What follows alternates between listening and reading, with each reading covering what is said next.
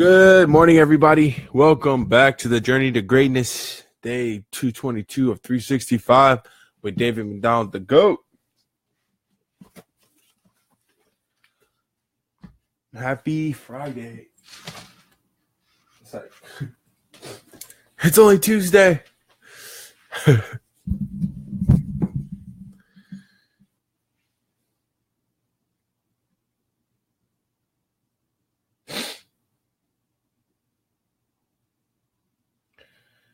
All right, let's get started.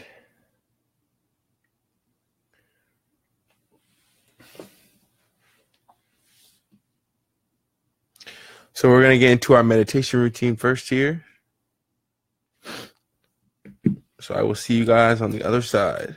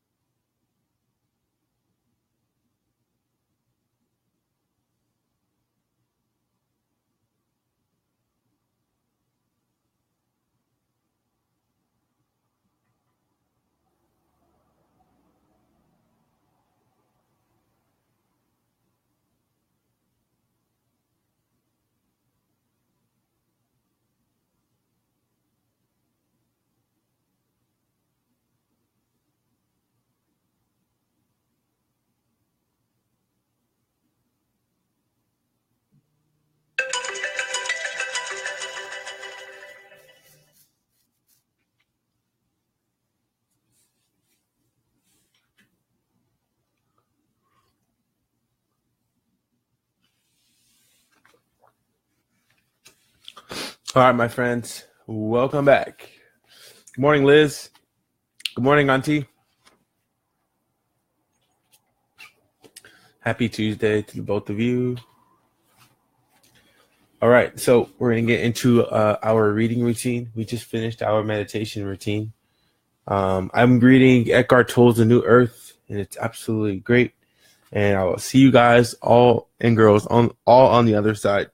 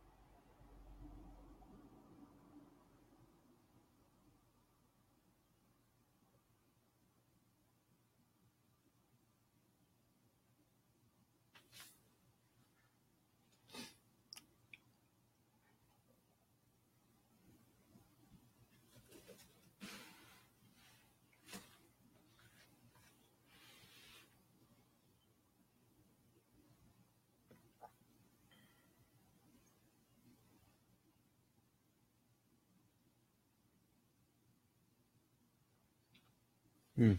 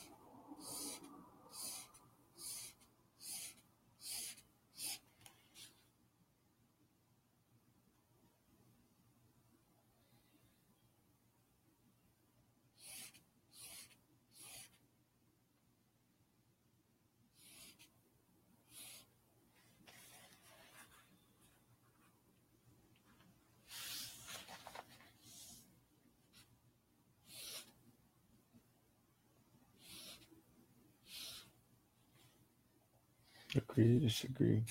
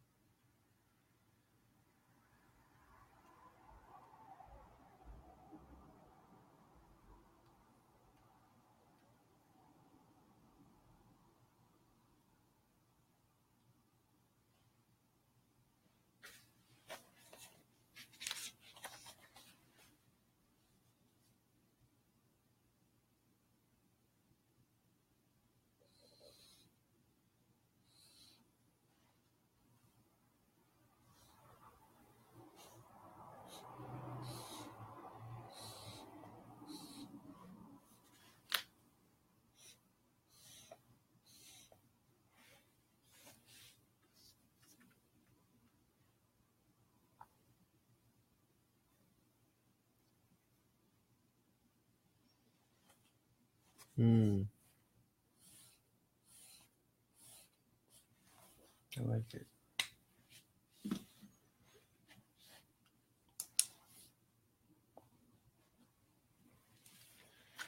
All right. Welcome back, everybody. So we just finished our reading routine. Now we're going to start our journaling routine. In this, if you're joining us for the first time, I usually like to write about what I'm most grateful for. And in the morning, that is for waking up and being in perfect health. And the reason why I never really, well, I guess maybe I have, but the reason why I say perfect health is because I'm not sick and I don't identify with that at all. So I identify with being in perfect health. Focus on what you are, not what you're not. So I say perfect health every day because I'm not sick. I am healthy. So I appreciate that. So when I go and I start writing about other things of gratitude, I think about what happened yesterday, any activities or things I may have experienced. I write those down, and then anything I wish to manifest moving forward. Um, Man, I'm grateful. So I'll see you guys on the other side. And if you have any questions about any of this, just please feel free to let me know.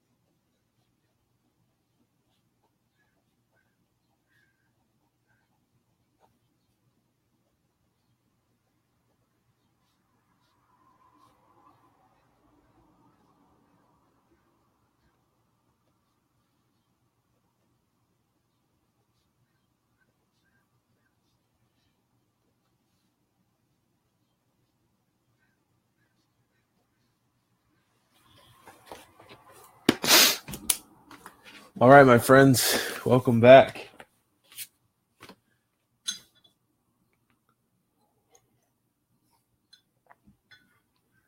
We got a few gold gems today. All right, so yesterday we were talking about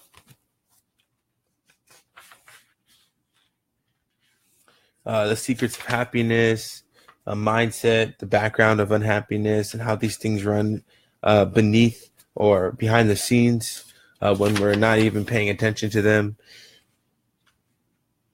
Anger, anxiety, and how these things affect us on a daily basis.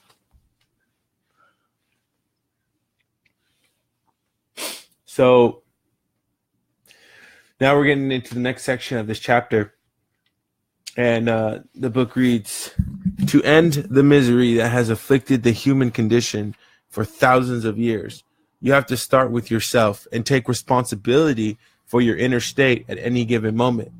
So a part of our mantra is to say, I take full responsibility of my reality, right? That's one of the first things that we have to accept in order for us to take control and be in total awareness of self.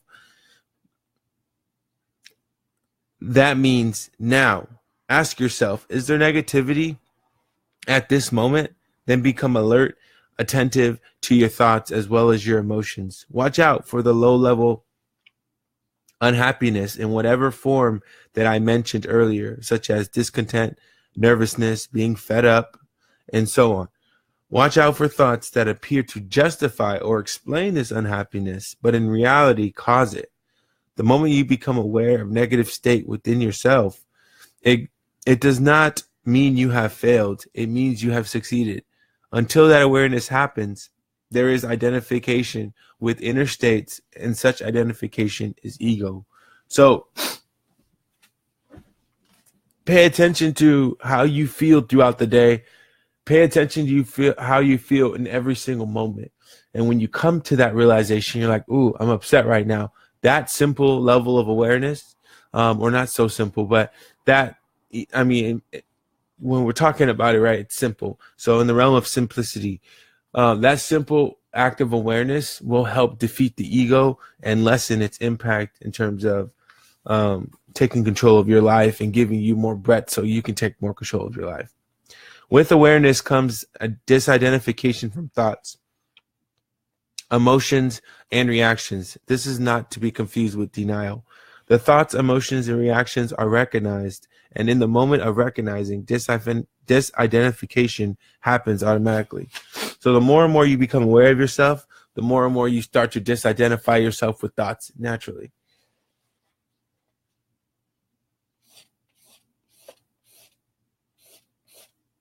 In essence, living, what's the purpose of all this, right? Who cares? Well, the purpose of it is that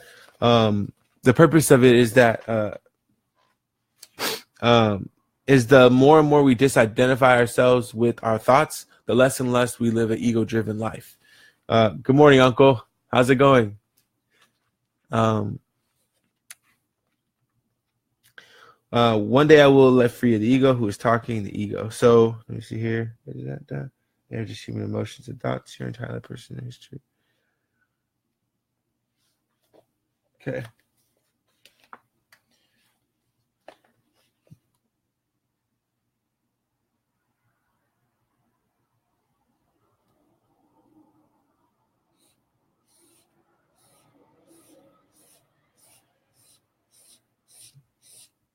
Okay, check this out. In a sense, it is true that there is nothing you can do to become free of the ego. When that shift happens, which is the shift from thinking to awareness and intelligence far greater than the ego's cleverness begins to operate in your life. Emotions and even thoughts become depersonalized through awareness. Their impersonal nature is recognized. There is no longer a self in them. They are just human emotions, human thoughts. Your entire personal history, which is ultimately no more than a story, a bundle of thoughts and emotion, becomes of secondary importance and no longer occupies the forefront of your consciousness. It no longer forms the basis for your sense of identity. So in other words, what he's saying is, as you continue, or as we continue to elevate and become more and more one with self, and we start to detach ourselves just from a simple state of awareness, we're starting with the thought of just being angry.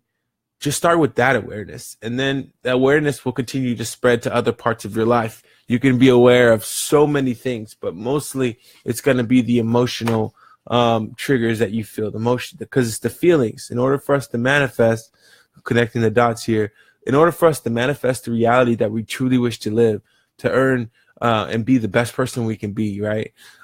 You have to assume the feeling, and this is very popular of Dr. Wayne Dyer. You have to assume the feeling of having accomplished it already. When you know it and you see it and you speak as if it's already happened, it's happened, it's done. You are manifesting it in the human flesh. So when you are aware of this emotion or these feelings that you feel inside of negativity, of unhappiness, when they arise in you and you call them for what they are, and then you nit them in the butt and you say, okay, well, I'm not going to continue on with this thought, this train of thought. I'm not going to allow this unhappiness to change my state, my emotional state. Then that awareness starts to allow you to disidentify with your thoughts. And then you start to elevate higher, and then you're living in a different reality. So what this part of the book is saying, you're no longer living with the combined thoughts of experiences and people and judgments, everything that you grew up with. You're no longer living in that space. You have transcended into, in my opinion, a spiritual world. So you have a physical reality, you have a spiritual reality. I usually stay in the clouds somewhere unless I have to come down and, meet somebody face to face, or, show some type of compassion or what have you. Again, it's not a levels thing here. It's not everybody on this earth is equal. It's just that some people may or may not be in a certain state of consciousness. And at that moment, you have to meet them where they are, because not everybody is ready to take the leap of faith into their higher selves. So, pathological forms of the ego.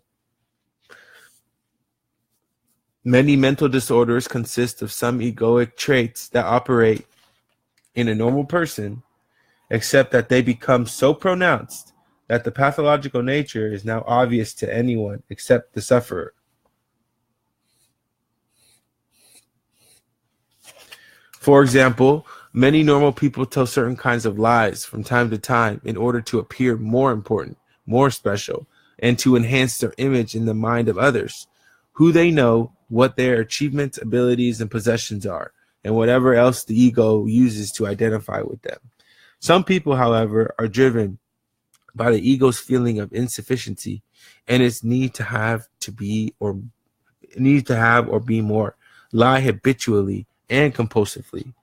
Most of what they tell you about themselves, their story, is a complete fantasy, a fictitious edifice the ego has designed for itself to feel bigger and more special. The ego always wants to get pumped up, right? I was talking to a lady yesterday, a couple days on the phone, and I was trying to pretty much get this service done. And I didn't feel like she was understanding my question, so I had to continuously rephrase it, right? If you don't understand me, it's because I'm not encoding my message directly and or indirectly. You are not wanting to understand me because you're not listening to me. But I give people the benefit of the doubt. So I wasn't telling her correctly. And then at one point in the conversation, she said something, and I said, well, that's not exactly what I'm saying. What I'm asking you is X. And then she goes, excuse me, right? Like over the phone. And I'm like, I'm on your team. I'm not trying to battle with you. I'm not trying to make this me against you type of thing. But the ego looks for that kind of stuff, right? And so me being aware of this, whether that was her intention or not, totally doesn't, well, I didn't really spend too much time there. But immediately I was like, oh, at something that I mentioned or something that I said put her in a state of defense. Now I need to diffuse it in the situation and then continue moving forward to get to where we need to be, which is ultimately getting the service performed, and then figuring out exactly what they're looking for in terms of payment, because those are my two objectives. So had I received her tone, the way that she had said that to me, which arose in me, like, what's your problem? Like, is there a scenario, a situation here? Had I received it like that, then the conversation could have went a totally different way. But again, it's just understanding the pathological forms of the ego. So the mental illness that is called paranoid, this is interesting. Paranoid schizophrenia, or paranoia for short, is essentially an exaggerated form of ego. It usually consists of a fictitious story the mind has invented to make sense of persistent underlying feeling of fear. Somebody's out to get you. The whole world's against me. The main element of the story is the belief that certain people, sometimes large numbers and almost everyone, are plotting against me or conspiring to control and kill me. Espionage. The story often has the inner consistency and logic, so it sometimes fools others into believing it too. Sometimes organizations or entire nations have paranoid belief systems at their very basis. The ego's fear and distrust of other people, its tendency to emphasize the otherness of others by focusing on their perceived faults. Perceived faults, guys, perceived. And make those faults into their identity is taken further and makes others into inhuman monsters. The ego needs others, but its dilemma is that deep down inside, it hates and fears them. Can you guys see how complex this? Pause. Do you see? Pause. When you ask yourself the question, when I ask myself the question, how the heck would I have ever even come to this reality if I didn't read this book? I don't know if I could answer it. I don't know if I can answer it. The ego hates other people deep down and is fearful of them, but it needs them. That doesn't even make any sense logically, right? I need you, but I hate you and I fear you. That's very interesting. The bigger picture here, and I think the thing that we are contributing to society in the humanistic race, everyone on the journey to greatness, the thing that we are contributing is understanding of self. And what we're doing naturally is we're starting to change the collective consciousness, because all of us take the individual step to wake up every single morning and be better people, to live a more awakened life. When we go out and we operate in the free world, we are learning the tools that we need so that we can identify, we can see, and then push for, not even really push for a solution, but naturally disengage a situation. And when we do that, people are ripple effect. It's a ripple effect to everyone that's out there. And what this book, what Eckhart just said is, there are nations who face paranoia collectively. So imagine everybody in the United States has a paranoia. And so everybody in the United States says, I don't like oranges. So everybody in the United States then bans oranges, or like lettuce, right? For example, lettuce got a few people sick. So they had a huge recall of the recent distribution of lettuce, right? So everybody, the collective consciousness, because it's fear-based, right? It's fear. Oh, I don't want to eat it because I don't want to get sick. I don't want to eat it because I don't want to die, right? Not saying it's legitimate or illegitimate, but the collective consciousness, the word is spreading. It's rippling into everyone. Oh, well, who's the one who dropped the notification? I heard yesterday was Panera Bread, right? So some people are not eating lettuce. That's a big deal. All the lettuce farmers out there who are selling, lettuce, have to recall their crops, throw them all away, and then, make a new batch or send out new ones or what have you, test soil. There's a number of things they have to do. But my whole point here is that imagine you have a collective consciousness, just like how everybody's opposed to lettuce, toward races. Then you get the Nazis and Jews in Germany. Then you get in the Holocaust. Then you get, Israel. You get slavery. You get all of these things. You get the Middle East right now, in certain countries. you get these problems because there are perceived problems or perceived ideologies of groups of people that they are not the same, they're not equal, or they do not live up to. And so then you get wars, civil wars, you get world wars, you get negativity. You see what I'm saying? When enough people are behind a thought that people, and it works on the opposite side of that also. When enough people are in unison about thought about something, that is enough to move the entire world. If we are, as individuals, powerful and ultimate beings who are in control, take full responsibility of our realities, and are able to manifest things for ourselves by a simple thought, telepathically communicate through energy wavelengths with other people, as a unit and as a collective body, when you're talking hundreds of thousands of people thinking the same thought in the same direction, that changes everything about the world dynamic and the thing that they're thinking of. Now you have all of this energy moving toward pushing to achieving this one sustainable goal, or this one insustainable goal, but this one goal. That is powerful. But the thing that we're doing, because we see a lot of around the world, is negativity. So what we're doing is we're single-handedly, day by day, disassembling the ego and taking it apart within ourselves. And then we're going out and we're showing people naturally, just through our actions, right, how to disassemble and what it looks like to be disassembled in terms of ego and disidentified with thought, disconnected with thought. So, and then living a spiritually balanced life and then spreading that message, however it comes through you, which makes it so cool, because the way that you teach it, I may not get through, get through to you, or not that that's my intention, right?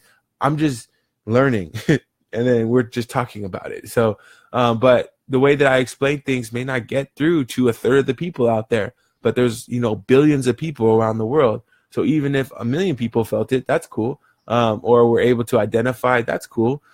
And then the thing is the way you explain it to other people, or the way that you come across to other people, may trigger that same thing. Oh, well, hey, you have a different energy about yourself. And then when you go to talk to them, they receive you a totally different way. So you impact the other next million people. Now imagine you have 1 million people, disassembled egos and disconnected from thought, going around and touching, and then they touch and they touch 1 million,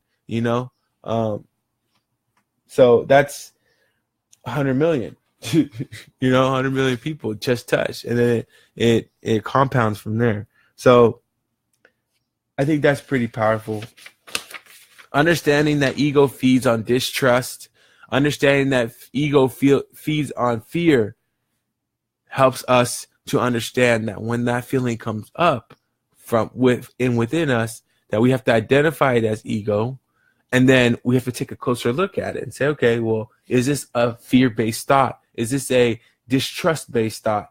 And then from there, you can make your assessment. Look at all the different pieces, write them out on a piece of paper in your journal, and then make the assessment. When you have all of the information out of your head, his sense, we're talking about a paranoia, schizophrenia, his sense of being a victim, of being wronged by so many people, makes him feel very special. The ego likes to attach itself. It likes to feel special. It likes to have domination over things, right? So for us to suppress it by, not choosing to be dominant all the time, or not choosing to be, right all the time, it suppresses it and creates a higher level of awareness for us. The collective ego of tribes, nations, and religions, organizations also frequently contain strong elements of paranoia. Us against the evil others, right? The war on terrorism, the war on drugs, the war on food, the war on whatever, right? What does war signify within you? It's us against them. When you're at war with someone, it's your ideology against theirs.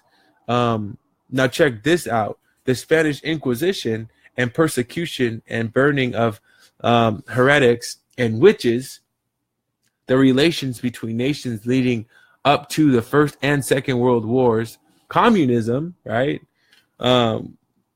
Throughout the history, the Cold War, the McCarthyism in America in the 1950s, prolonged violent conflict in the Middle East are all painful episodes in history dominated by extreme collective paranoia. So as nations, it's not even just individual people. There are nations of people living unconsciously. There are nations of people living collectively with judgment and perceived ideology. And it's been going on for centuries. But going back to how nations even start, that is what dictators, that is what communists, that is what socialists, that is what Democrats, that is what people want.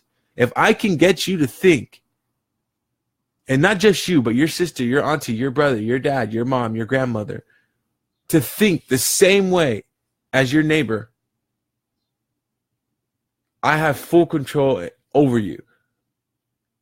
And so what's one way to possibly do that? You bring everybody together on one platform, and for good or for worse, you get them all connected. So when you show them one thing, everybody sees that same thing, collective consciousness. If you can get the whole world in one place at one time, you're in a very powerful position. Facebook has over 2 billion users. How many billion people out there? 7 million or 7 billion people? 2 billion users. But this book, I think it was this book also suggests that, hey, yes, in fact, there are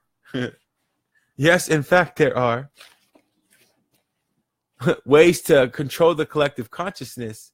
However, there's a misunderstood or this misrepresented idea that there aren't the one thing that people with the motive or whatever it may be to connect everybody to potentially or not potentially control, because I have no idea, but it just kind of makes sense when you logically put it together, to collectively or non-collectively control people's ideas or the way they're thinking to create a greater collective consciousness, to create and achieve a bigger goal, whatever that may be, a movement to helping the world be a better place, right? Or to collectively pit everyone against each other to go to war, or to, support a cause or whatever it may be, right? We don't know. But the thing is as people, we are so powerful that we are able to, in an instant, the more and more as we are in the realm, I think, of coming into more consciousness, we are starting to understand who we really are, people as a general, as a collective consciousness, that the more and more that happens, the more and more conscious we become, because now we are more connected. And the more conscious we become, the less these messages and this connectedness affects us. And so nothing to be fearful of, frankly, but just understanding to get everyone to be on the same page at the same time is really powerful. All right, so let's finish out here. So the more unconscious individuals, groups, or nations are, the more likely it is that egoic pathology will assume the form of physical violence. Violence is a primitive but still very widespread way in which the ego attempts to assert itself, to prove itself right and the other wrong. With very unconscious people, arguments can easily lead to physical violence. What is an argument? Two or more people express their opinions, and those opinions differ. Each person is so identified with the thoughts that make up their opinion that those thoughts harden into mental positions which are invested with a sense of self. In other words, identity and thought merge. We talked a couple, probably months ago, agreeing to disagree. To agree to disagree is a very, very, very powerful tool. And that's something I learned, and it totally just wipes out arguments. You agree, you have your perception. I agree, I have my perception. That's it. There's no arguing, there's no debate, there's no nothing. If we can't come to terms on that, that doesn't mean our relationship is over by any chance or any means. It just means that conversation is over. I have nothing else to say, because either you or me potentially could come to a place of hardened thought where we are right, 100% right. And if that happens, then you have two very powerful energies, not even just people, but very powerful energies coming together, smashing together, and that's war, right? That is straight up war. And depending on the person that you're talking to, if their level of unconsciousness is really high, you guys could be fighting. And all of that could have been avoided if you say, hey, you know what? I think your opinion is great. I like my opinion too. See you later. You get out of there as fast as you can. You can't catch me. I'm the gingerbread man. For real. I am upset, angry, defensive, or aggressive. I need to win at all costs, lest I become annihilated. So the ego, again, it attaches itself to winning, right? It wants to win. It wants to be better than. It wants its point to be right. I don't want to get into that battle with your ego. I want to get in that battle with my ego. So it's probably best for me just to continue on. And that's usually what I do. So work with and without the ego. We can't get away from the ego. It lives within us. It is a part of us. But we can weaken it through awareness, through the material and the things that we're doing now. So this is obviously just 3 of the many, many of ways that we can do it. There are one with what they do, one with the now, one with people or the tasks they serve. The influence such people have upon others goes far beyond the function they perform. They bring about lessening of the ego in everyone who comes into contact with them. So there are people, or there are us, people who work hard to. Today is Friday. Is today Friday? Holy smokes. I said earlier today was Tuesday. Uh-oh. I had a really fun week. I wish the week didn't end right quite yet. I still want the week to go on. The weekend is cool. Dang, today is Friday, you guys. Holy smokes. The days are blowing by. How awesome. Okay.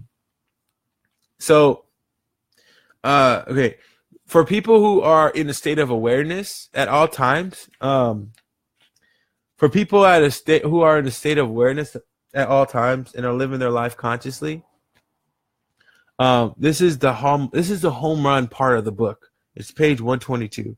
For people that are in a state of awareness at all time and aren't doing things to impress other people, they're being their self, they're being authentic, and they've come to a level of understanding enough where they can be compassionate to people, to the degree if they see their ego flaring up, the other person's ego flaring up, or see their own ego flaring up, that they can be compassionate and adjust the energy of the conversation or the space. Those are the people he's talking about right now. The influence of such people have upon others goes far beyond the function they perform. They bring, he was talking about social workers, scientists, nurses, doctors, teachers, frankly, anyone who does their job detached from ego. And they just do their job because they love it, right? They genuinely enjoy it. They're not doing it necessarily, again, to be bigger or better than anyone else. Now, being the best at what you do is a totally different story. There's nothing wrong with that, because you're not comparing yourself to anyone. You're saying you're the best, but compared to who? It doesn't matter. It's like, if you ask me, you're the greatest of all time, but who are you comparing yourself against? I don't really care. It doesn't matter, because I'm being the greatest of all time for me, and the greatest of all time in my industry. That may be the greatest of all time in negotiating everything, or every single part of the industry. I'm moving to take it all, but take it all from who? Take it all from just for being just for being, right?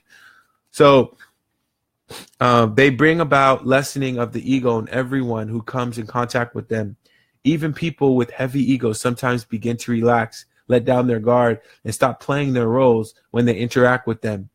It comes as no surprise that those people who work without ego are extraordinarily successful at what they do. Anybody who is one with that, he or she is building the new earth. Crazy. The book is called The New Earth. This is the first time the author in this book, page 122, drops the purpose of this book and how and what it means to create a new earth. And I set that up from the beginning because I said every single day we are impacting other people by taking an hour out of our day, out of our 24 hours allotted to us, minus the 6 to 8 that we use to sleep, just to work on ourselves and bring ourselves to a place of enlightenment, ripple that positivity and that energy out to other people. And together we are creating a new earth just through our daily living. We're not even creating nonprofits. We haven't even put on any events. We're just waking up every morning and just being aware. And that in itself is creating a new earth. Us just doing what we naturally do in our state of field or our field that we like or we enjoy doing business in. That is creating a new earth. And that is amazing to me. So with that being said, I shall depart with our mantra. And feel free to say it out loud after me. This is my life. I am aware. I take full responsibility of my reality and thoughts. I recognize I have the power to manifest the best possible life. A life of wealth, love, and peace. I truly believe I have zero limitations.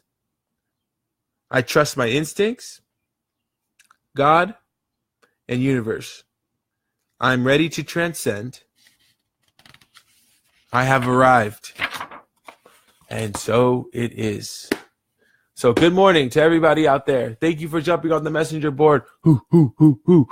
Happy Friday. Thanks, Carl. You affirmed that for me. Good morning, Amanda. And good morning, Carl. Good morning, Matt. How's it going?